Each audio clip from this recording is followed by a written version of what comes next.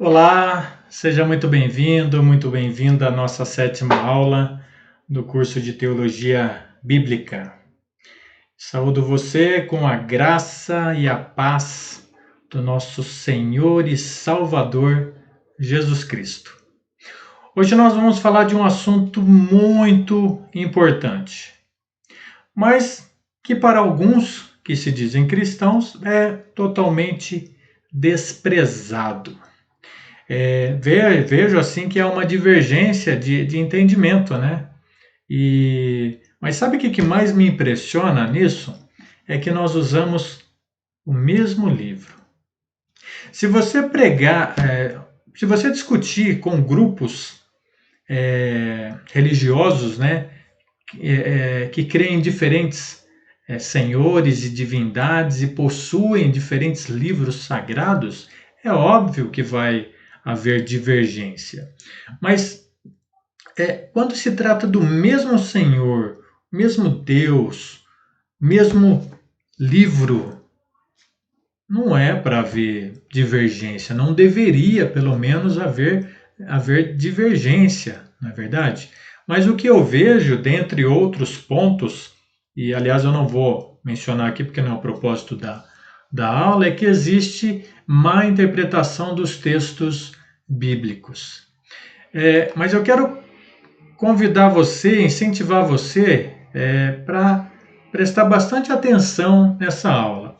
Hoje nós vamos falar então sobre o batismo, que é a salvação através de Cristo Jesus. Mas e você? Você acha que o batismo é importante, é essencial para a salvação?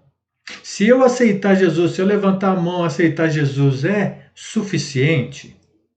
Então, durante essa aula, eu incentivo você a analisar o seu batismo, para ver se o seu batismo foi bíblico. Em que ocasião você se batizou? Foi por emoção? Você passava por uma situação difícil ou na vida? Ou você estava tranquilo, estava consciente e entendeu a mensagem? E como foi o seu batismo? De que forma isso aconteceu? Bom, antes de falar de batismo, temos que falar de quem estabeleceu o batismo, né? Então vamos falar de Jesus, o Salvador. Desde o início, Jesus foi chamado Salvador. Nós podemos ver, por exemplo, lá em Lucas, capítulo 2, versículo 11, que diz: é que hoje vos nasceu na cidade de Davi o Salvador, que é Cristo, o Senhor. Mateus 1, 21 vai dizer: ela dará à luz a um filho e lhes porá o nome de Jesus, porque ele salvará o seu povo dos pecados deles. Passando algum tempo, né, nós já vemos Jesus já adulto, cumprindo o ministério, dando ordens para os seus discípulos. E aí entra então os requisitos para a salvação. Olha só o que diz lá em Marcos, capítulo 16, versículos 15 e 16. O próprio Senhor Jesus dizendo: e disse-lhes: vão pelo mundo todo e pregue o evangelho a todas as pessoas. Quem crer e for batizado será salvo, mas quem não crer será condenado. Aqui em Marcos, Jesus está falando duas coisas bastante, aliás, essenciais, né? A primeira é pregar o evangelho para que todo mundo ouça. Agora, o que é o evangelho? Já deixo aí uma perguntinha para você. O que é o evangelho?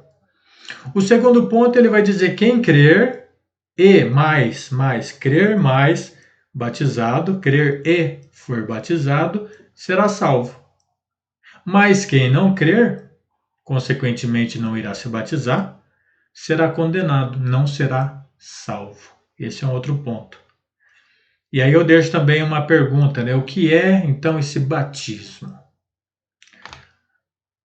No Evangelho de João, capítulo 3, versículos de 3 a 5, o Senhor Jesus está conversando com Nicodemos e diz assim: em resposta, Jesus declarou: digo-lhe a verdade. Ninguém pode ver o reino de Deus se não nascer de novo. Perguntou Nicodemos: como alguém pode nascer sendo velho? É claro que não pode nascer, é claro que não pode entrar pela segunda vez no ventre da sua mãe e renascer. Respondeu Jesus: digo-lhe a verdade. Ninguém pode entrar no reino de Deus se não nascer da água e do Espírito. Olha,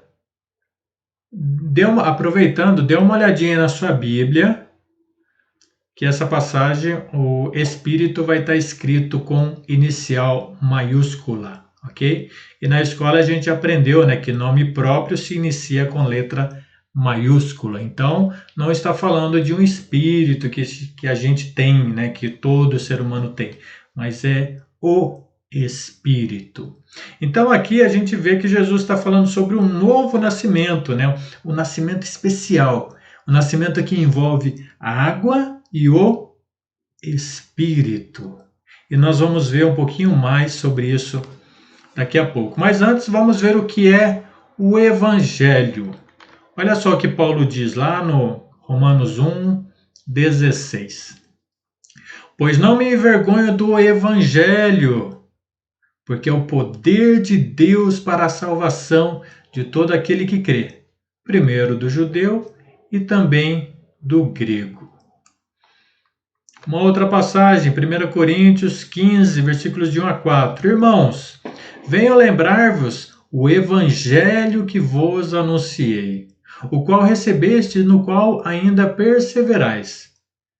Por ele também sois salvos, se retiverdes a palavra tal como vô-la preguei, a menos que tenhais crido em vão. Antes de tudo, vos entreguei o que também recebi, que Cristo morreu pelos nossos pecados, segundo as Escrituras, e foi sepultado e ressuscitou ao terceiro dia, segundo as Escrituras. Essas passagens que eu acabei de ler são boas ou más notícias? É óbvio que são boas notícias, né? É óbvio que são boas novas. E o Evangelho é isso. Boas notícias, boas novas.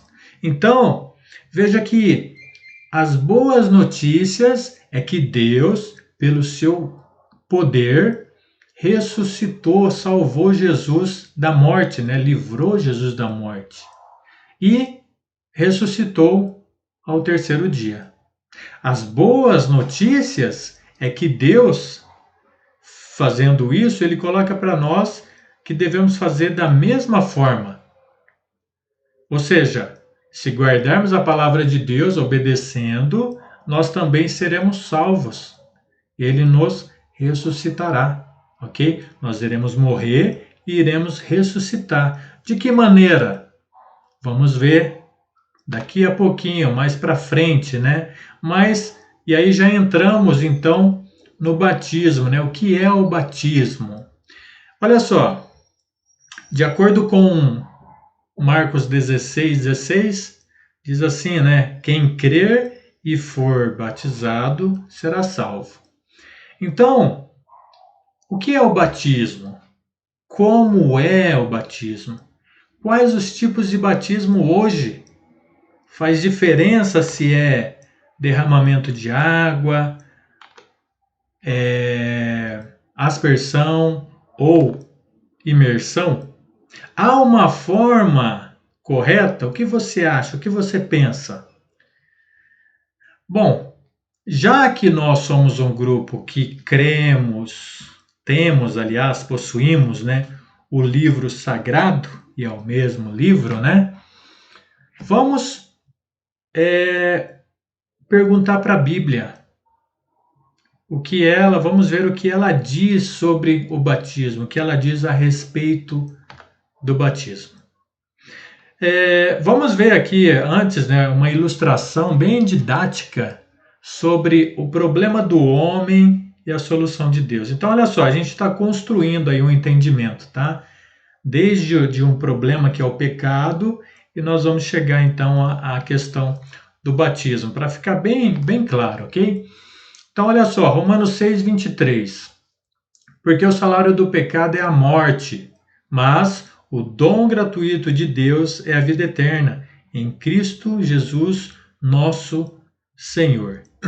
Então veja que o homem tem um problema, né? Qual que é esse problema? Na verdade, esse problema está dividido aí, vamos dividir em três, né? Salário, pecado e morte. Salário é recompensa, é pagamento, é um direito que alguém tem por fazer algo, né? Então, o homem ele tem direito de receber esse salário porque ele realizou algo, né? Ele realiza algo. O que ele realiza? Pecado. É isso que o ser humano faz. Infelizmente, né? Tem um problema sério que é o pecado. Pecado no grego vem do grego hamartia e é errar o alvo. Literalmente é errar o alvo. Então, eu costumo dizer que o nosso alvo é a cruz de Jesus, né? A gente olha para ela onde Jesus fez aquele sacrifício e aquilo que nos motiva a chegar até Ele, porque Ele ressuscitou. E aí, quando a gente sai para a direita ou para a esquerda, nós erramos o alvo. Isso acontece quando nós pecamos. Para você ter uma ideia, essa palavra, a grega, ela aparece na Bíblia mais de 200 vezes. Ok? Então, só para a gente ter aí uma ideia. Bom, então, Romanos 3:23 vai dizer que todos pecaram e carecem da misericórdia de Deus, né? Então, o que é o pecado, né? Como eu disse, é errar o alvo, é a desobediência, é a transgressão da lei. 1 João 3,4 vai dizer que é a transgressão da lei. E a morte? Lá em Isaías 59, de 1 a 12, vai falar que essa morte é uma morte espiritual, que causa uma separação de Deus, que causa o fim, que causa, aliás, desespero. É muito triste isso. Então, olha só, existe aí um problema do homem, mas existe a solução de Deus. E qual é a solução de Deus? Vamos dividir aí no dom gratuito de Deus, que é a vida eterna. Dom gratuito, dom, presente, gratuito, de graça, né? Então, sem merecimento, sem pagamento, é uma dádiva. Deus dá algo para nós, para o ser humano, sem cobrar nada.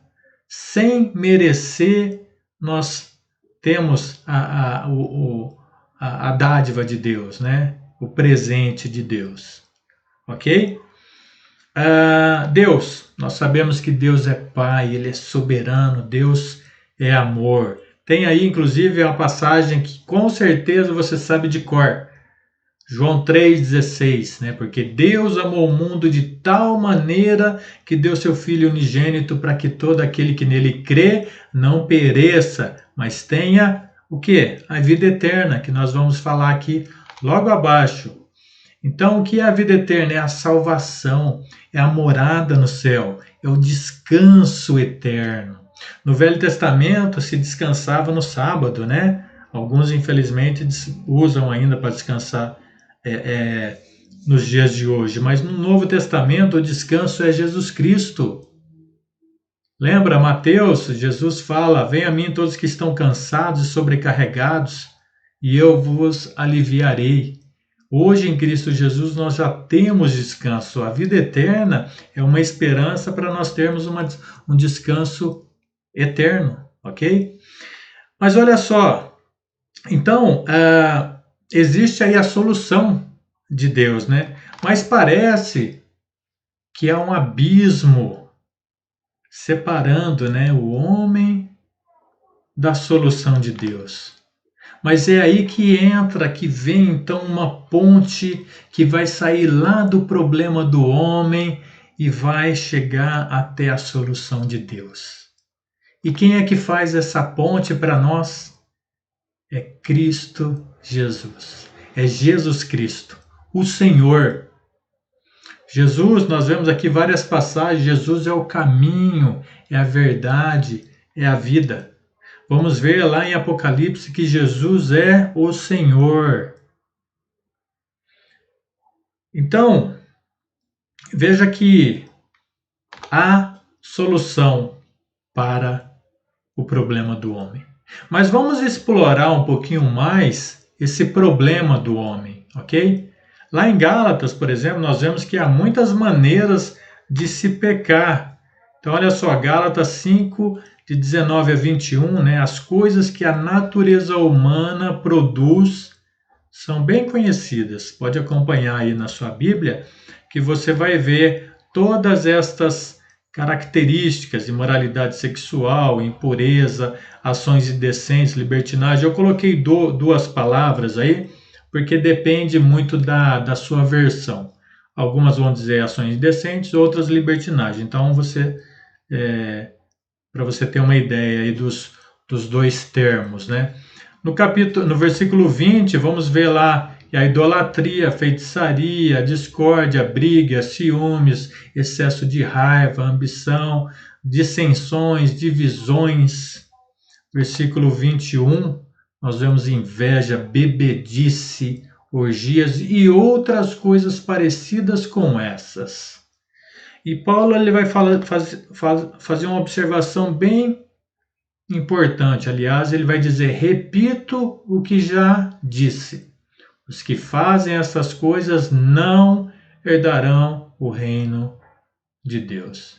Então, nós vemos aqui algumas maneiras de pecar através das ações. Mas não para por aí, tá? A Bíblia também descreve outras formas de pecar, por exemplo, em palavras. Olha só o que diz lá em Efésios capítulo 5, versículos de 3 a 5. Vocês fazem parte do povo de Deus. Portanto, qualquer tipo de imoralidade sexual, indecência ou cobiça não pode ser nem mesmo assunto de conversa entre vocês. Não usem palavras indecentes, nem digam coisas tolas ou sujas. Pois isso não convém a vocês. Pelo contrário, digam palavras de gratidão a Deus. Fiquem certos disso, jamais receberá uma parte do reino de Cristo e de Deus qualquer pessoa que seja imoral, indecente ou cobiçosa, pois a cobiça é um tipo de idolatria. Você acha que acabou? Não. Tem também um outro pecado, que é o pecado em pensamento. Olha só, Mateus 5, 27 a 28. Ouviste o que foi dito, não adulterarás. Eu, porém, vos digo, qualquer que olhar para uma mulher com intenção impura, no coração já adulterou com ela. Mateus 15, 18 a 19. Mas o que sai da boca vem do coração. É isso que faz com que a pessoa fique impura, porque é do coração que vêm os maus pensamentos, os crimes de morte, os adultérios, as imoralidades sexuais, os roubos, as mentiras e calúnias. Graças a Deus, eu e você conseguimos controlar muito bem os nossos pensamentos, não é verdade? Continuando, vimos então que o homem está em pecado, né? Mas há uma solução da parte de Deus, que é o dom gratuito, o presente gratuito de Deus. Porém, para que seja dado esse dom gratuito de Deus, que é a vida eterna, é necessária a resposta do homem. O homem tem que aceitar isso, ok? Então, olha só. Item 1, né? João 6, versículo 68, Romanos 10, 17, Efésios 1 a 13, vai falar sobre o ouvir, ok? Ouvir o quê? Ouvir a palavra de Deus, ouvir a palavra de Cristo. Depois nós vemos aqui em João 3,16, Atos 28, 24, o crer. vai falar sobre o crer. Em seguida, item 3, Atos 17:30, 2 Coríntios 7:10, vai falar sobre arrependimento, sobre arrepender. O item 4, Mateus 10:32, Romanos 10, 9-10, sobre confessar. Continuando, Marcos 16:16, vimos, aliás, Atos 2:38, e entre outras passagens vai falar sobre ser batizado. Olha só, bem claro aqui, Marcos 16:16, ok? Quem crer e for batizado será salvo. Depois, um sexto item, Mateus 24, 9-13, João 15:10, vai falar sobre perseverança, perseverar. Então, olha só, o item 5, né, por exemplo, deixa eu até voltar aqui um pouquinho, o item 5, né, ser batizado. Então, olha só, para você crer, precisa aceitar a palavra, correto? Palavra de quem? Palavra do Senhor Jesus, não é? E aí nós vemos que em Marcos 16:16 ele vai falar: quem crer e for batizado será salvo, quem não crer será condenado. Ou seja, é uma ordenança, né, que Jesus já está dando. E veja o entendimento de Jesus sobre o propósito do batismo. Quem crer, que é o primeiro passo, deverá dar o segundo passo, que é o batismo. Então, ou seja, não existe a possibilidade da pessoa dar o primeiro passo sem dar o segundo. Não adianta só crer. Tem que crer e ser batizado, ok? E quem não crer, quem não der o primeiro passo, não vai dar o segundo passo. É simples assim. E aí o item 6 vai falar sobre perseverança. Perseverança é permanecer, é insistir, né? Mostra que a vida cristã ela não é fácil, mas necessita de perseverança, de insistência, ok? Então, veja que todas essas ações, aliás, essa é a resposta, né, do homem, para ele receber aquele dom gratuito de Deus, ele precisa dar uma resposta para Deus sobre tudo isso. E todas essas ações, elas são somadas, ok? E somadas, elas dão um resultado, que é a salvação. Essa é a dádiva de Deus, a salvação. Mas Deus não vai colocar goela abaixo, né, como dizem, né?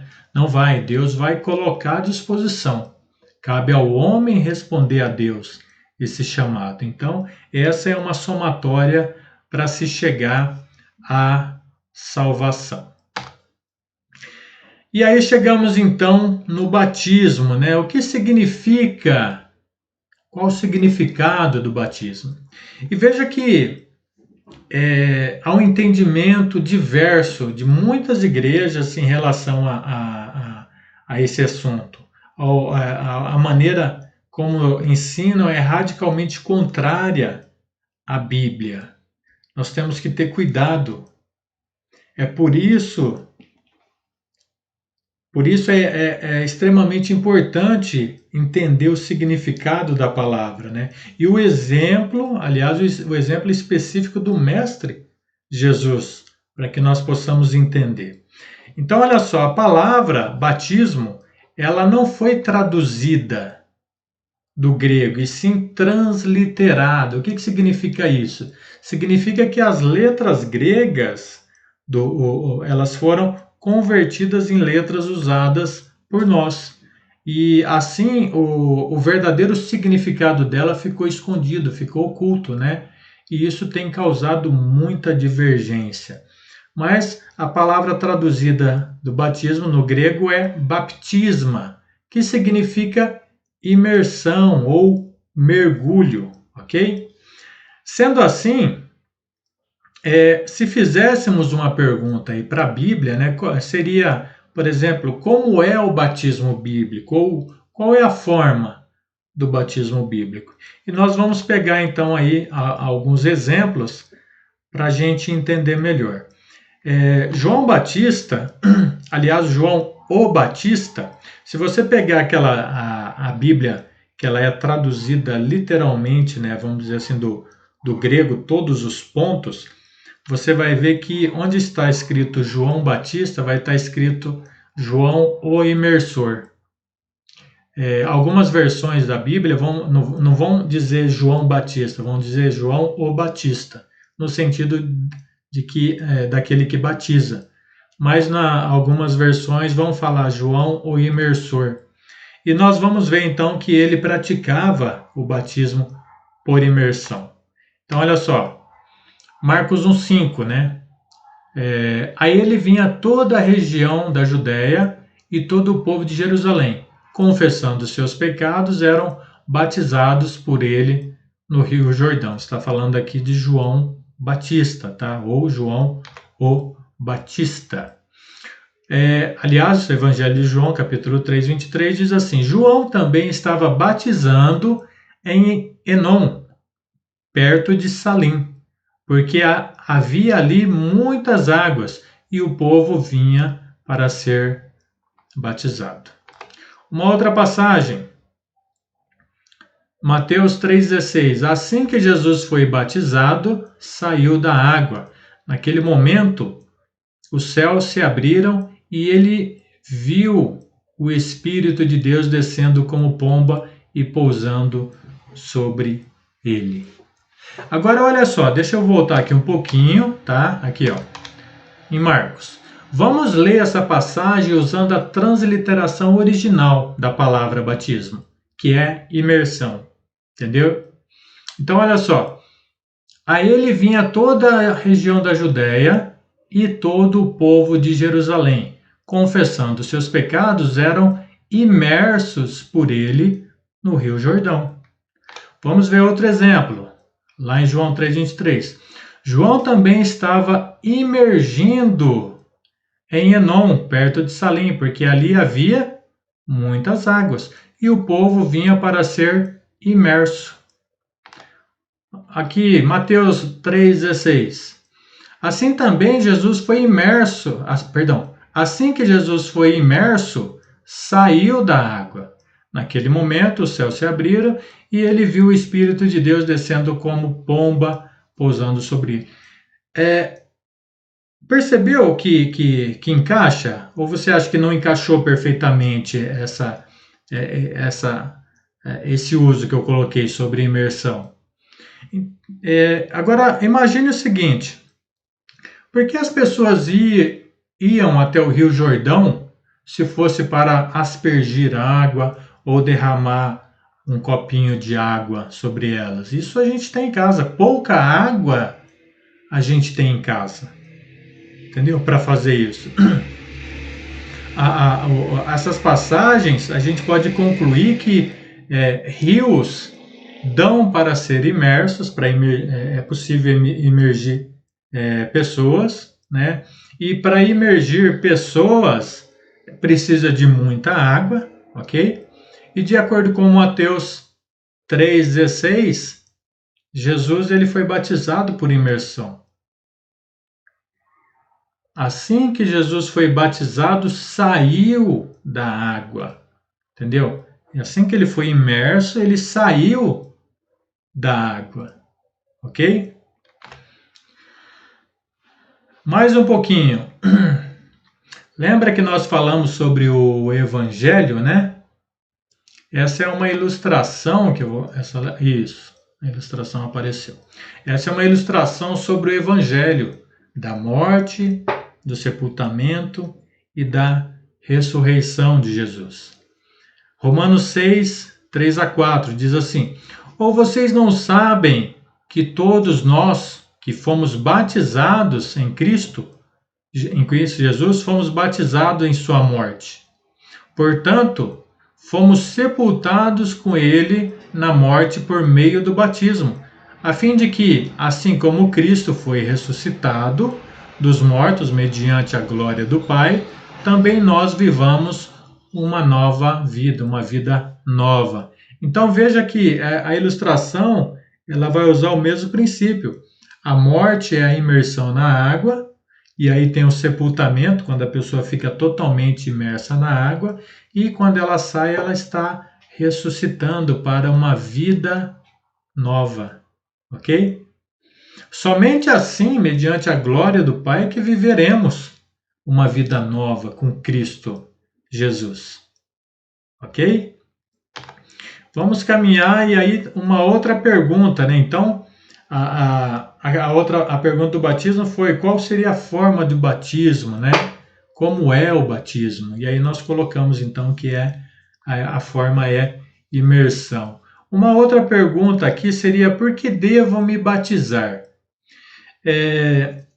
Embora eu veja que nós vimos aí Romanos, né?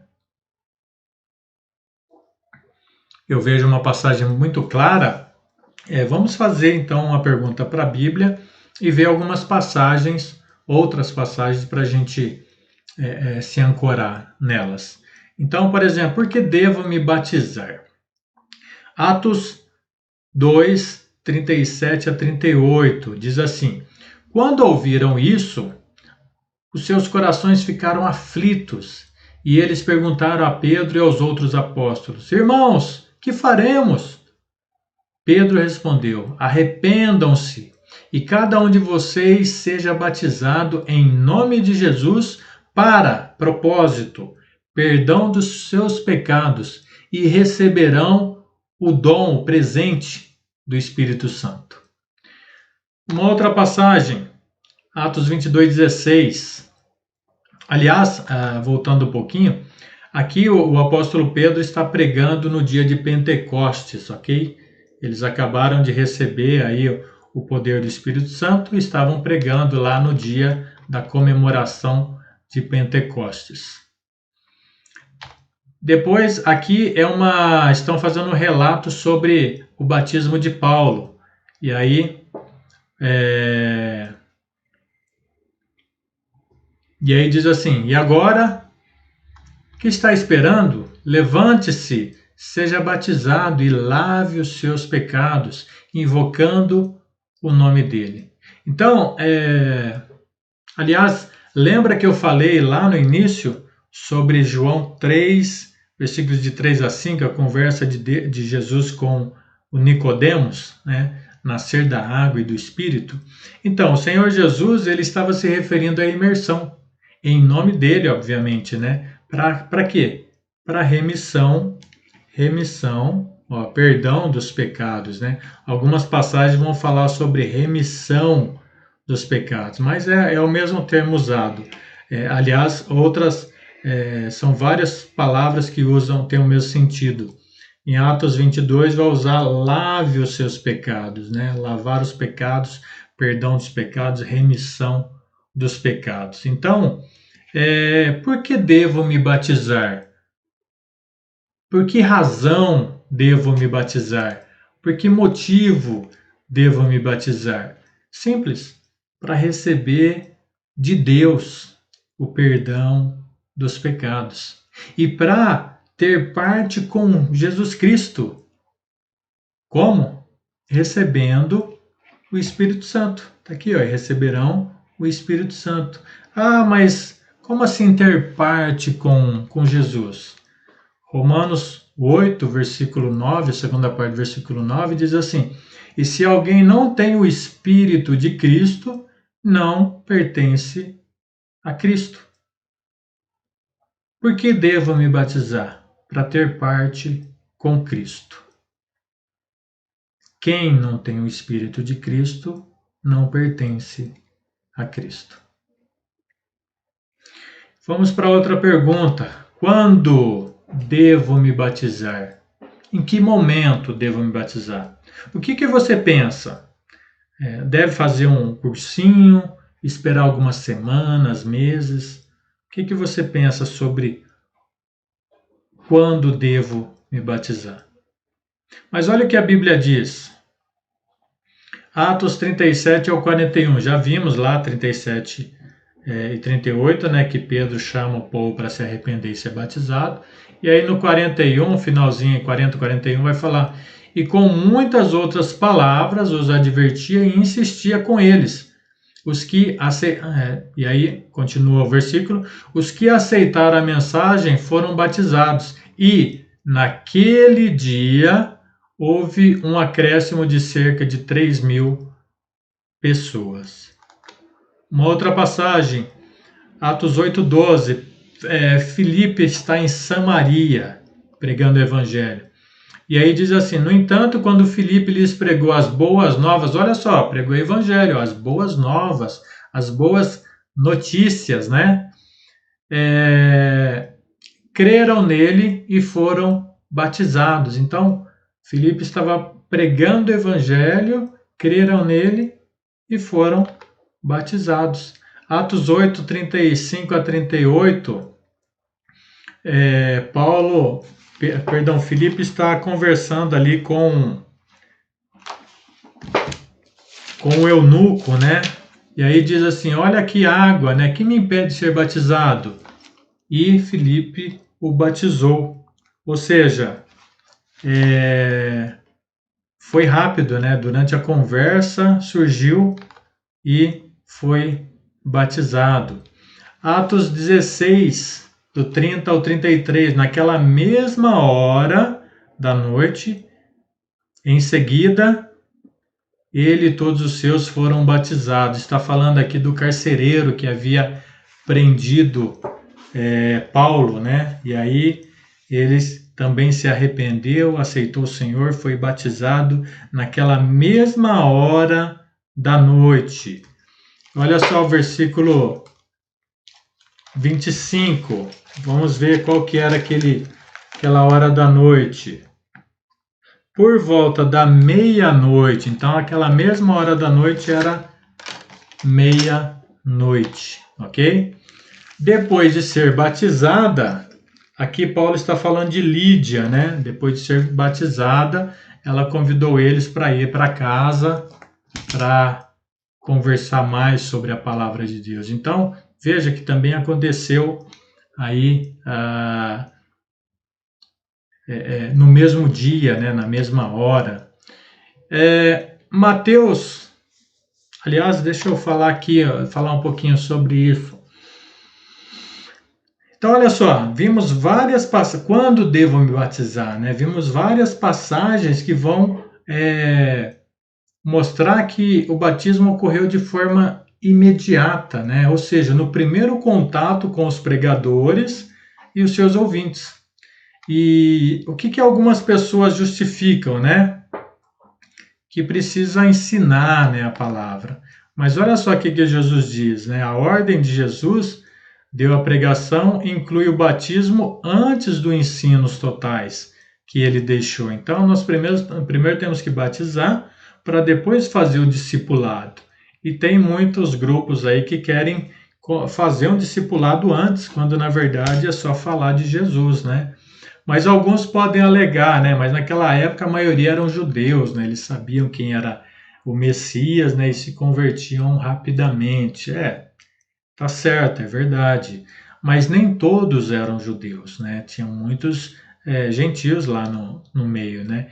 E mesmo que fosse, Jesus foi claro, né?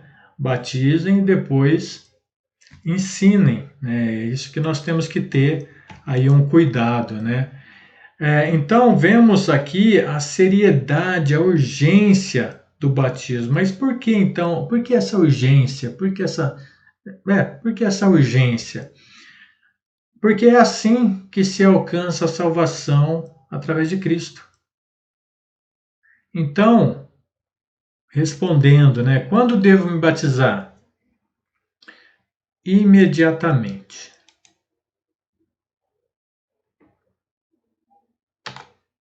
Uma outra pergunta é: quem deve ser batizado? E nós vamos deixar, como fiz antes, deixar a Bíblia falar e responder essa pergunta também. Vimos já Atos, né, 2:41, né? E os que lhes aceitaram a palavra foram batizados. Atos 8:12. Quando, porém, deram crédito a Filipe, que os evangelizava a respeito do reino de Deus e do nome de Jesus Cristo, iam sendo batizados. Atos 8,37. É lícito se credes de todo o coração. Atos 18,8. Muitos dos coríntios, ouvindo, criam e eram batizados. Então, quem deve ser batizado? Qualquer um que aceitar a palavra, que der crédito à palavra, que se crer de todo o coração, se ouvir a palavra do Senhor, qualquer um pode ser batizado. E quanto às crianças, esse também é um ponto delicado, né? Jesus ensinou que as crianças são puras e salvas. Mateus 19,14, Jesus, porém, disse: deixai os pequeninos, porque dos tais é o reino de Deus. Mateus 18,3 disse: se não vos converterdes e não vos tornardes como crianças, de modo algum entrareis no reino dos céus. Então, olha só, a pureza, né, a sinceridade da criança, né? Nós não vamos encontrar na Bíblia nenhum exemplo de criança sendo batizada, ok? Mas vamos falar mais um pouquinho aí sobre as crianças. Elas não distinguem entre o bem e o mal. Deuteronômio 1,39. Os seus filhos, que ainda não distinguem entre o bem e o mal, eles entrarão na terra. Eu a darei a eles, e eles tomarão posse dela. Deixa eu ver aqui outra passagem. Isso. Segundo a psicologia, a criança ela passa a entender entre o bem e o mal por volta de 10 anos. Ok? Então, antes de 10 anos, às vezes até um pouco antes conhece, né? Não é uma regra, mas é uma média. A criança, antes dos 10, ela é pura. Ela não tem pecado, ela não sabe o que é pecado, né? Não sabe distinguir entre o bem e o mal, ok? Então, por isso, ela é pura, por isso ela é salva, ok?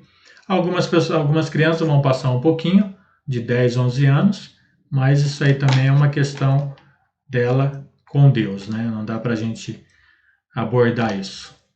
A Bíblia nos ensina que os filhos não serão punidos pelos pecados dos pais, como dizem alguns grupos religiosos. Isso não é bíblico. Olha só, Ezequiel 18, versículos 19 a 20. A alma que pecar, essa morrerá. O filho não levará a iniquidade do pai, nem o pai a iniquidade do filho. A justiça do justo ficará sobre ele, e a perversidade do perverso cairá sobre ele. Então, há religiões que ensinam que os filhos herdam o pecado dos pais, e por conta do pecado original, aliás, né? Mas a Bíblia nos ensina que os filhos não serão punidos pelos pecados dos pais, né?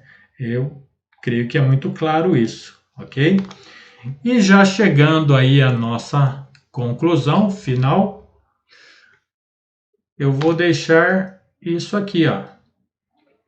Você analisou o seu batismo? Está de acordo com o que a Bíblia diz? Se não está, não é bíblico. E se não é bíblico, não salva. E você que não é batizado, agora que sabe dessa verdade, né? Qual é a sua atitude? Qual será a sua atitude? Lembre-se, é sua salvação que está em jogo. Faça isso imediatamente, antes que seja tarde. Que Deus abençoe você. Nós nos vemos na próxima aula. Vamos estudar na próxima aula falar sobre a igreja, né? A igreja no plano de Deus, no plano bíblico. Eu quero me despedir, então, desejando que a graça do Senhor Jesus, o amor de Deus, a comunhão do Espírito Santo esteja com você. Amém?